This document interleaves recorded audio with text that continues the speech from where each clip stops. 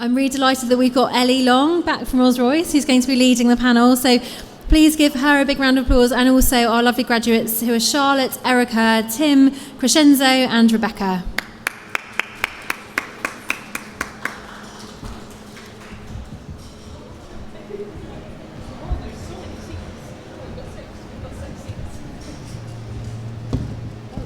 Yeah, no, there's one extra seat, but it doesn't matter. We've got one too many seats this time.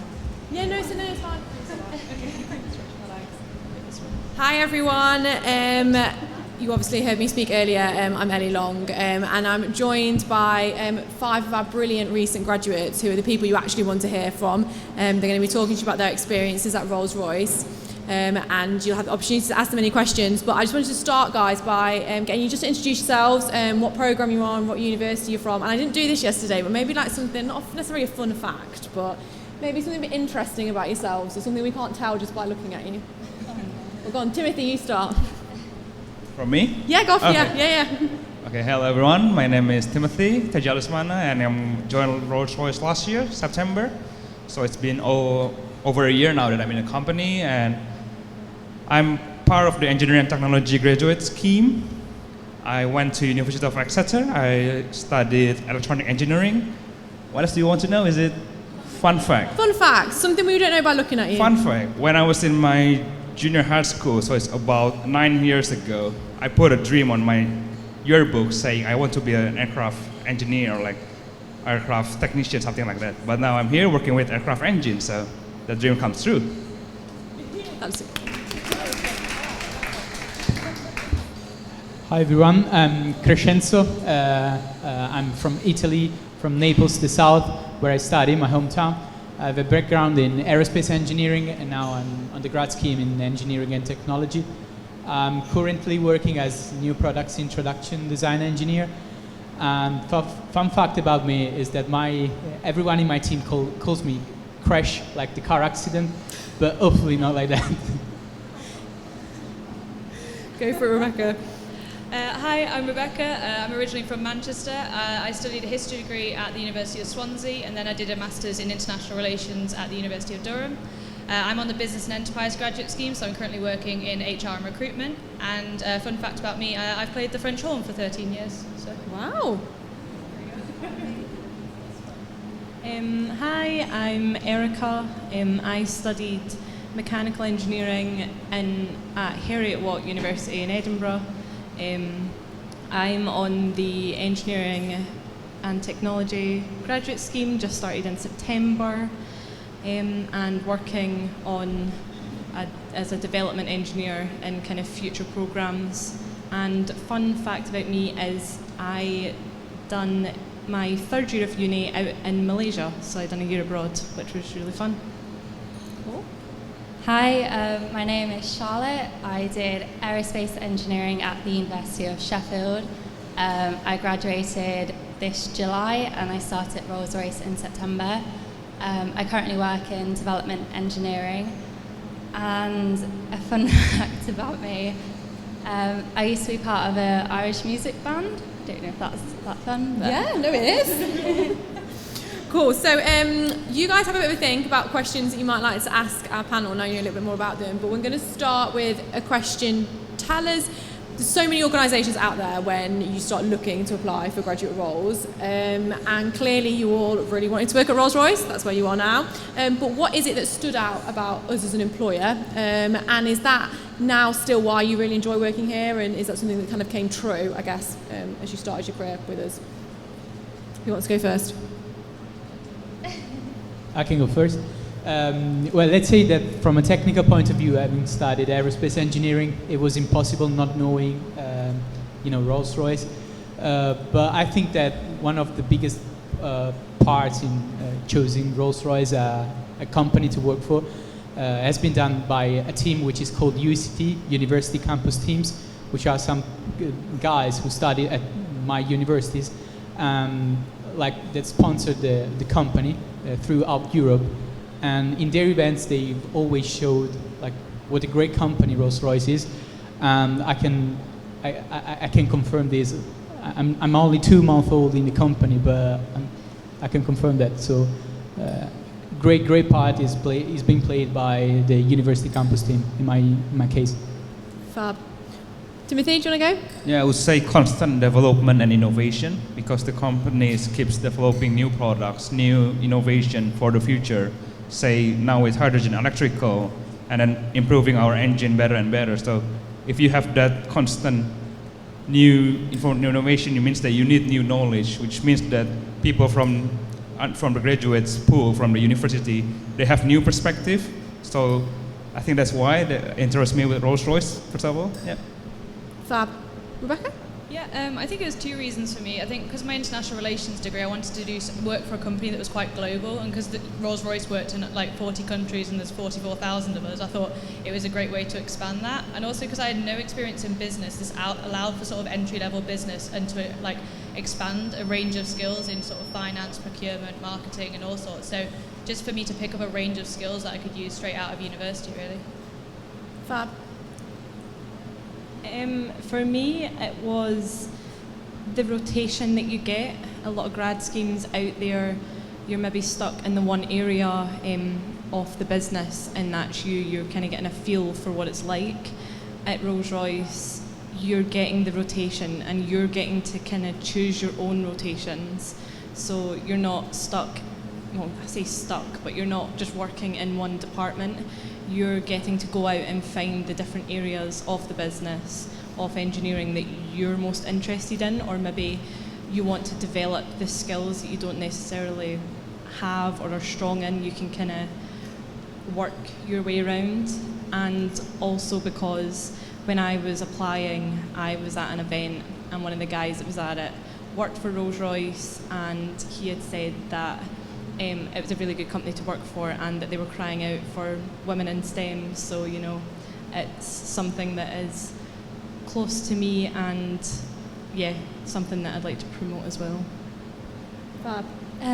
For me, like the way my degree was set out, I chose to do like the propulsion stream, but due to COVID and sort of complications with like module selection, I ended up going back to materials like module in my fourth year, and it was their industry-led project with Rolls-Royce, and that fell at about the time I was applying for grad schemes. And because I'd sort of done that switch from knowing I was doing propulsion back to materials, it kind of like confused me a bit. I wasn't 100% sure what role I'd be applying for grad schemes, so I quite liked that it was a broad grad scheme. You get to choose like your rotations, you get to be quite flexible in where you go in the business and try everything out, so that at the end of your grad scheme you can have a better idea of where it is in the engineering industry you want to be.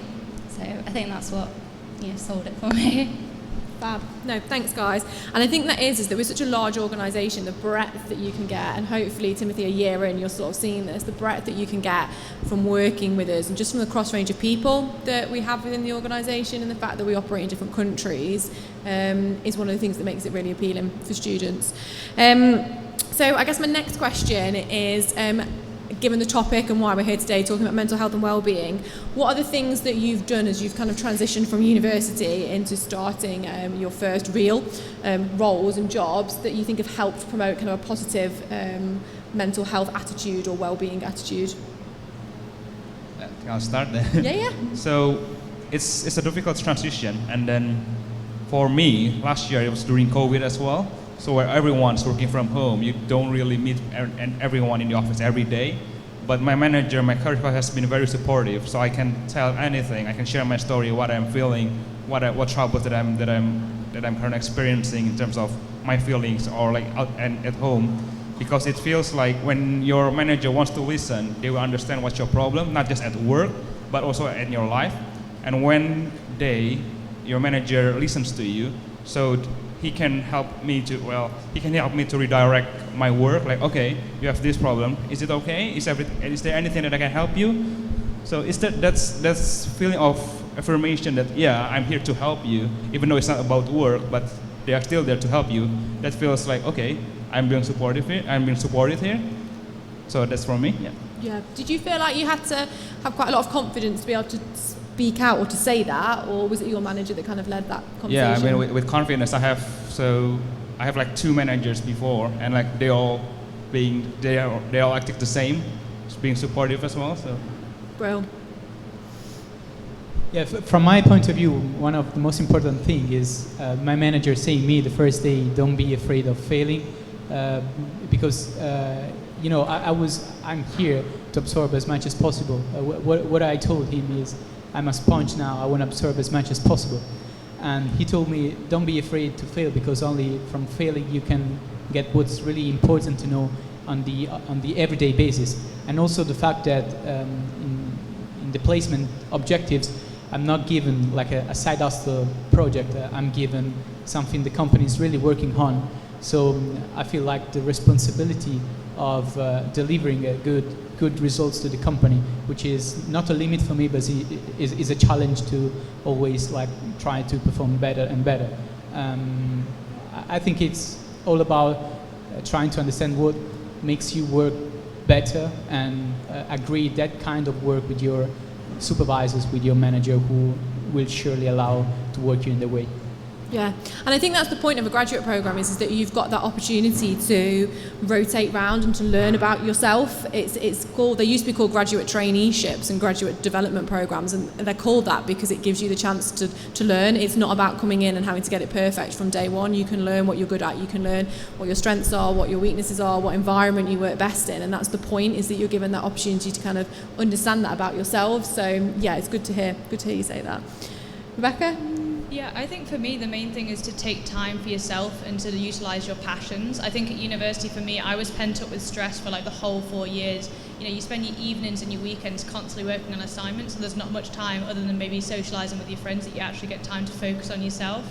Whereas in this job, it's a bit more of a 9 to 5, and you know, you get the weekends to yourself, and there's not like you have to focus on a project. Once it hits 5 o'clock, I think it's good that my manager sort of encouraged me to make sure, you know, you switch off and then you go at it again at 8 or 9 a.m. the next morning, and just to take time, whether it's going to the gym, going to see friends, go to a concert, or just anything like that. Just take time for yourself, really.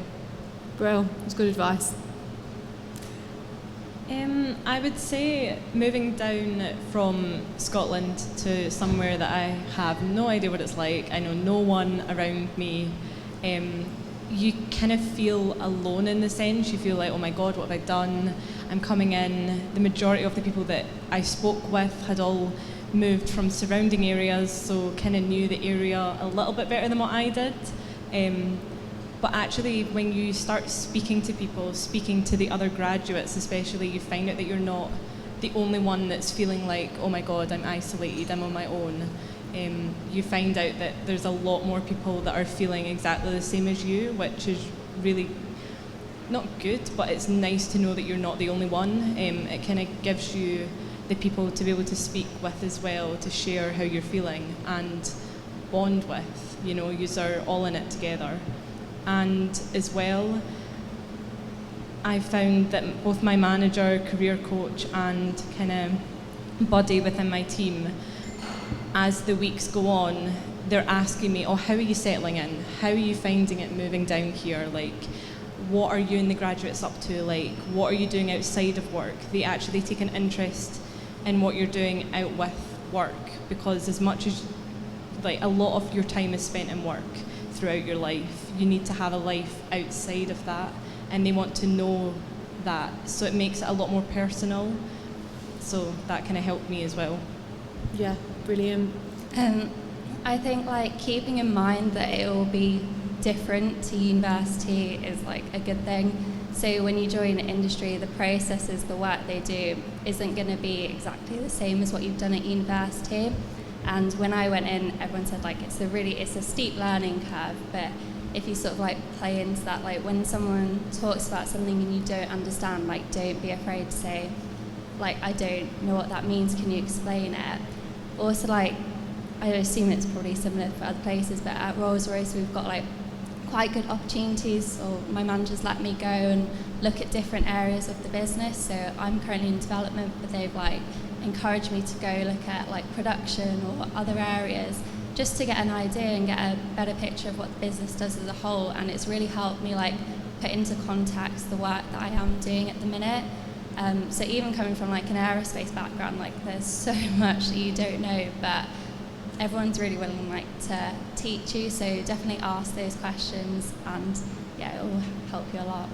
Yeah, I think it's having that confidence to ask when you're unsure and ask when you need help, and recognising that that's okay, because there are probably people that have been in the organisation for so many years that still ask questions and still aren't quite sure, and we're such a big company that it is okay not to know the answers and to not always know what's going on, and to have that confidence to speak out. So yeah, really good advice. Does anyone have any questions that they'd like to ask the graduates at all? Anyone got anything? Nothing's off limits, and they will give you the honest truths about what it's been like settling into Rolls-Royce. Stunned silence. No, cool. Okay, I've got another question I'll ask while you're all thinking. How did you feel on your first day? Were you nervous? Yes. Very nervous. It's quite like a sort of overwhelming feeling. Maybe for some people it's not, but for me it definitely was. So finishing university only a few months ago and then moving to a new job, like I sort of hadn't really finished adjusting from finishing uni and sort of still missed it in a way. So yeah, starting role, I was definitely very nervous. It was a new city, new people, new role, like everything was different. But yeah, that's true. I got told once that the feeling that you have when you're nervous is apparently the same feeling that you have when you're excited, so you have to just try and re-educate your brain to say, I'm not actually nervous, I'm excited. So that's what I try and do now, but whether it actually works or not is a different thing. Erica, what about you?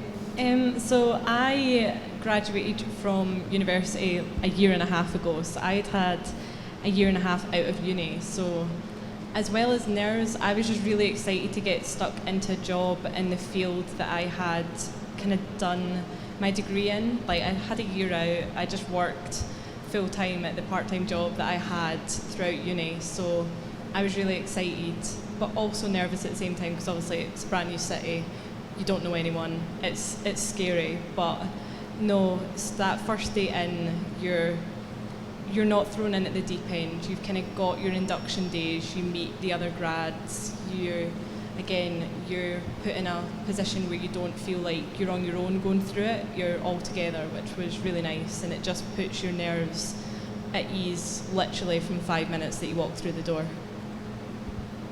Yeah, I think for me it was definitely a bit of a whirlwind experience. Like I literally submitted my dissertation a week before I started the job and then moved down to a city I'd visited just to view my house. So it was a bit of a scary experience, and to walk into an induction where a lot of people there did engineering and I was there with a history and politics background going, what am I doing here?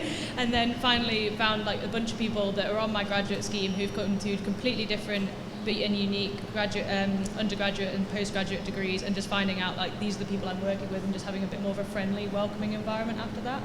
And then also understanding a little bit about how engineering works as well. Yeah. Well, it seems trivial, but I was as well nervous and excited at the same time. Nervous because there is a Neapolitan saying that says, when you change your way, you know what you're losing, you don't know what you're getting. So I was, let's say, afraid of the things I didn't know about. But as far as I met all my team, all the other grads, it was really a wonderful experience. And also the feeling of being in Derby's headquarters, where we have the museum of the history of the past of Rolls-Royce. It gave me the feeling to be really, really lucky to work for such an organization, such a company. So it was really exciting. Well.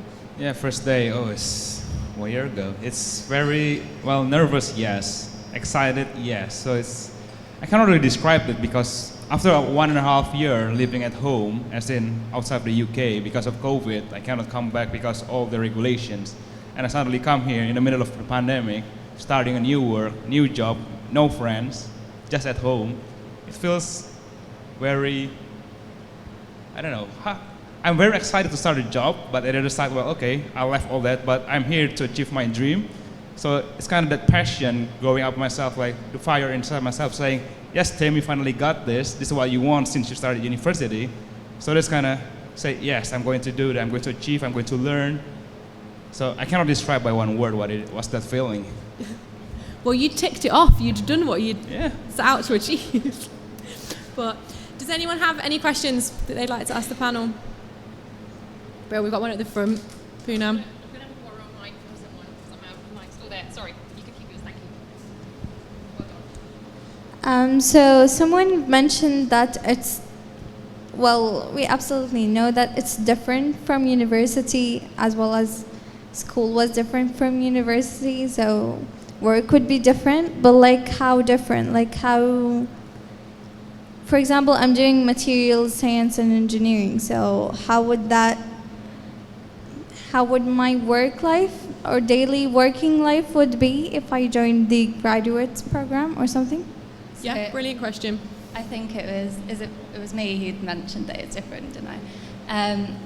So I did aerospace, and obviously I went into an aerospace job, and I still found that it's a little bit different. So at university you learn quite a lot of theory, and then when you go to work you're actually putting that knowledge and creating products. So it obviously depends as well on what department you're in. So I'm in development, so I'm not sort of on that design side that kind of does directly follow on from what you're learning in university.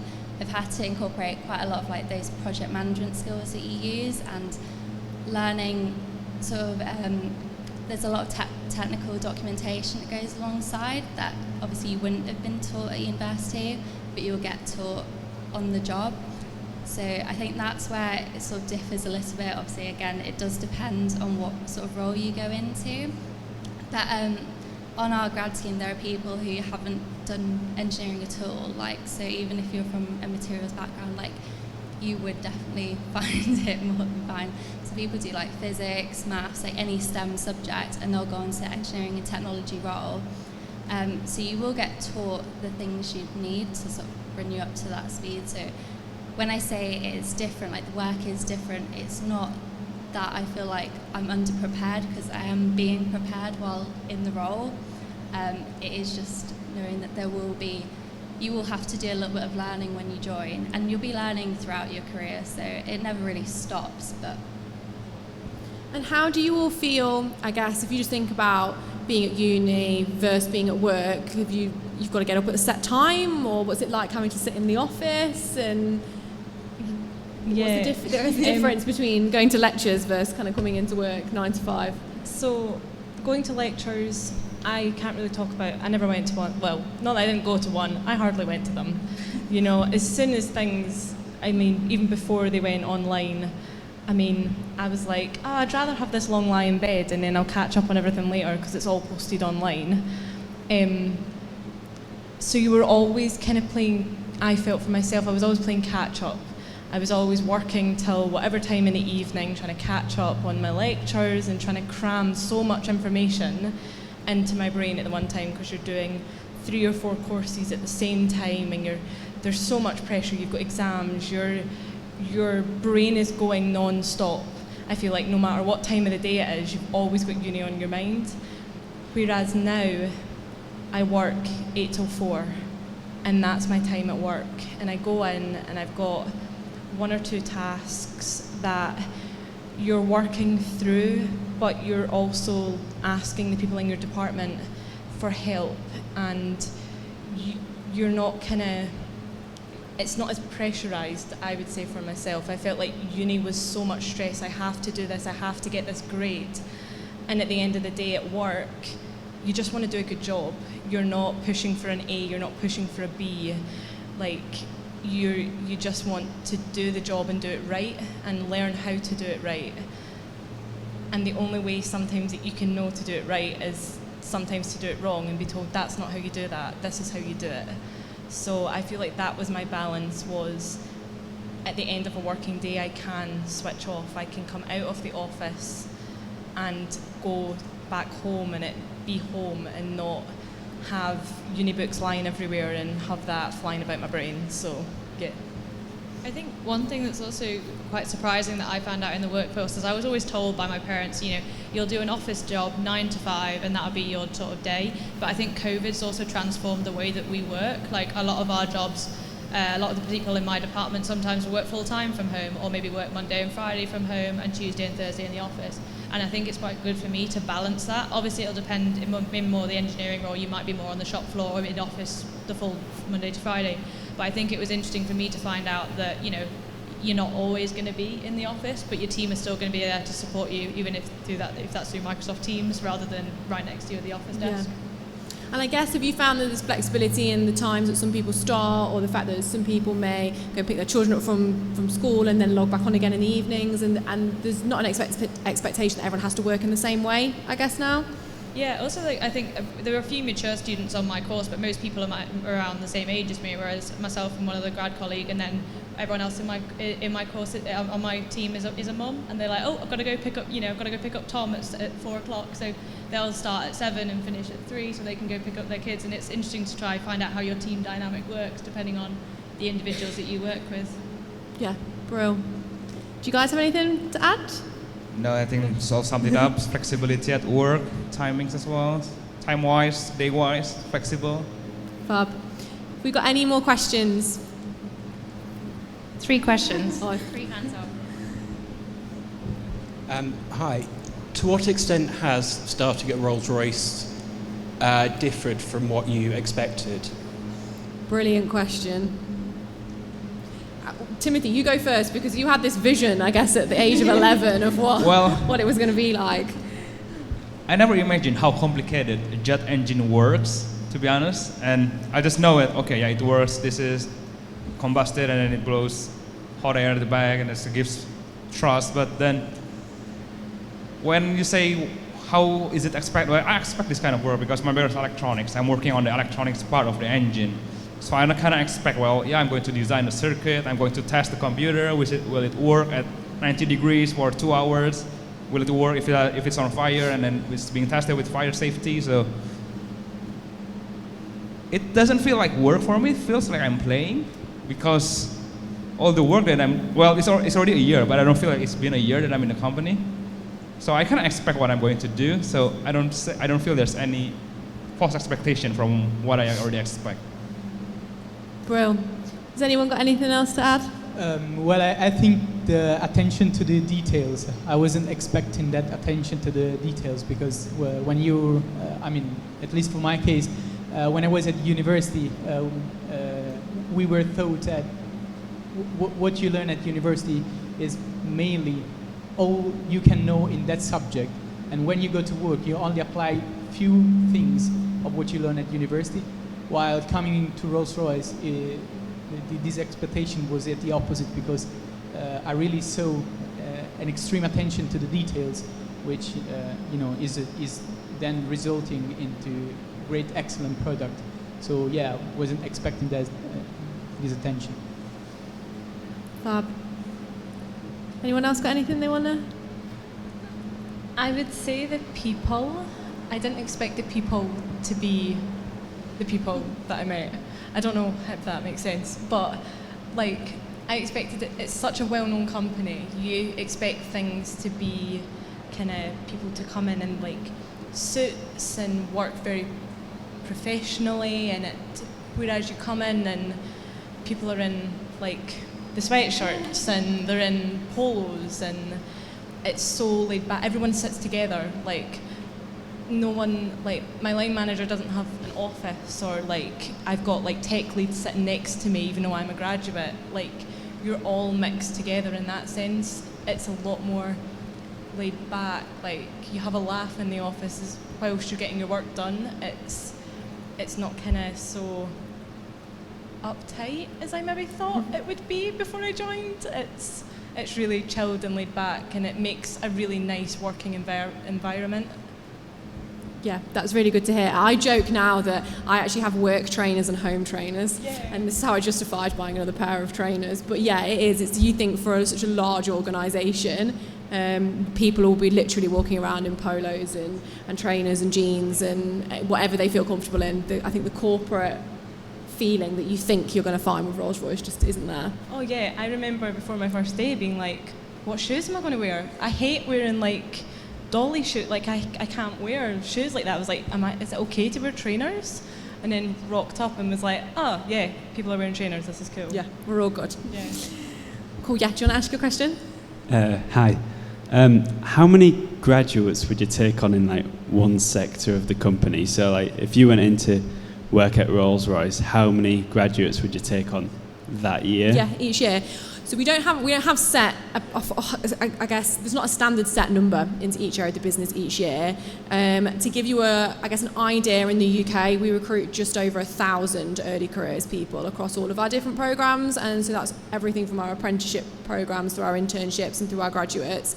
I think your cohort that just started this year was around 100 that we took, but it's not. I tell people not to get fixated on the numbers or the we take X number into this little bit of the business and whatever that looks like, because of the nature of COVID and because of the nature of the way that our business has changed so much, is that we've got to be quite agile in our approach now. So we actually recruit early careers all year round. We recruit for our graduate program that starts in September, but we recruit graduate directs into permanent kind of entry level positions throughout the year, because we know that we need to bring in your kind of talent.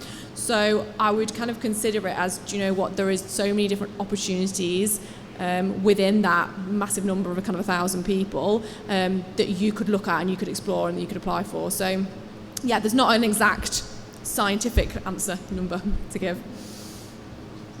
Well, I think there was one more question as well, somewhere.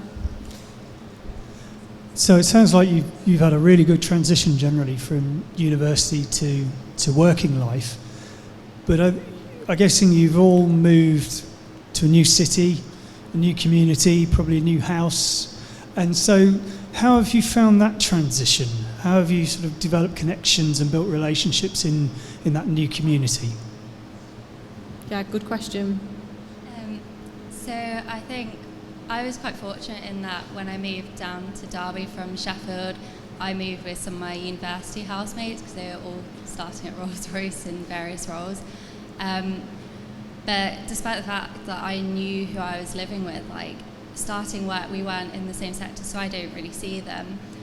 So we've had to we've sort of made friends through the grad scheme, haven't we? And like who you're sort of sat with in your office, and so there's like an apprentice who sits with us and like we're friendly with them, so you kind of go, you have like your morning coffee with the people like around you, they'll like ask you what you're doing on the weekends, and sort of by joining like there's an apprentice and graduates association, they do like monthly events. By like joining those you get to meet people like from the grad schemes, from apprentices, and do social things outside of work, so it's sort of building that community. And I think sort of in that same sense, if you join any of the sort of sports like teams, I know they do netball and football and things like that, badminton, so I know people have like met friends through that as well. But yeah, I think that's probably the best way if you don't know anyone moving down with you. Yeah, I was going to say, I think I also met people doing this sort of little extracurricular things. Like I've met these guys from volunteering for the career panels and events like this. I've started beginners French classes, which are at Crescenzo as well. So we have like a language and culture cafe. And I've always been awful at languages, but always wanted to try and learn more. So I've been doing like a beginners French class on a Wednesday morning, which is run by someone in procurement who's from France. So it's just little things like that have also helped me. And again, just outside, I think it's good to have a bit of a break between work life and social life. So I've just joined a local gym and started going to gym classes. And I've made friends doing like Zumba and my kickboxing classes and just hung out with them as well. So just sort of also trying to, going to a new city where I knew absolutely no one, building friendships both in and out of work to get a bit of a social break from it as well. Well, I would say that in my case, at first sight, the transition was a little bit shocking because I come from a city with almost, a metropolitan city with almost 5 million people. So from Naples to Derby was really a shocking transition. So a bit of a different, different culture. Settlement. Derby for me was way more like a neighborhood, not a city.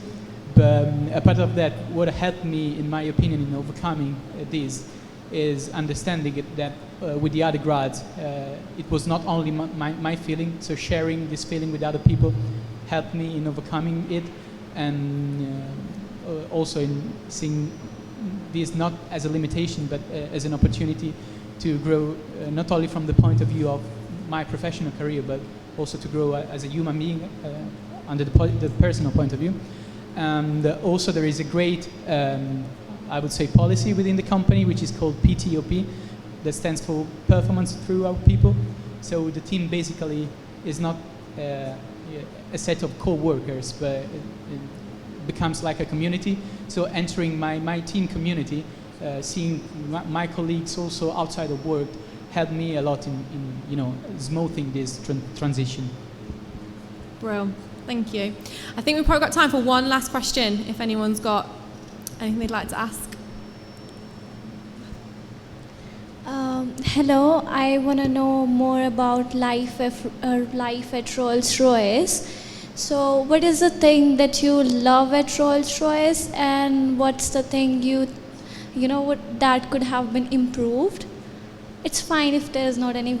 We love Rolls-Royce. Yeah, brilliant question to end on. I think my answer's both, it ties into the positive and negative. So I didn't personally know that it was a hybrid role, and so I came into quite a small team of 6, 4 of which work permanently from home. So even though I have the communication with them from Teams, sometimes I felt like I didn't have anyone to talk to, in the sense that I couldn't, to go over to the next desk and ask how they're doing or go to lunch with anyone. But I work with 10 graduates in my sort of building area, and like even though some of them are in engineering, some are in the business side like me, we all meet at lunchtime, and I think it's nice that we have a bit more of a community in the grad side of things, and we can sort of vent our frustrations if something's not going well with our project. I might not understand what that engineering project is, but I can sort of get there and listen to them. And just, I think the community within the grads themselves has been the best part about this job for me. Just knowing that there's other people, like I'm not just there on my own, like there are other people like me. Yeah.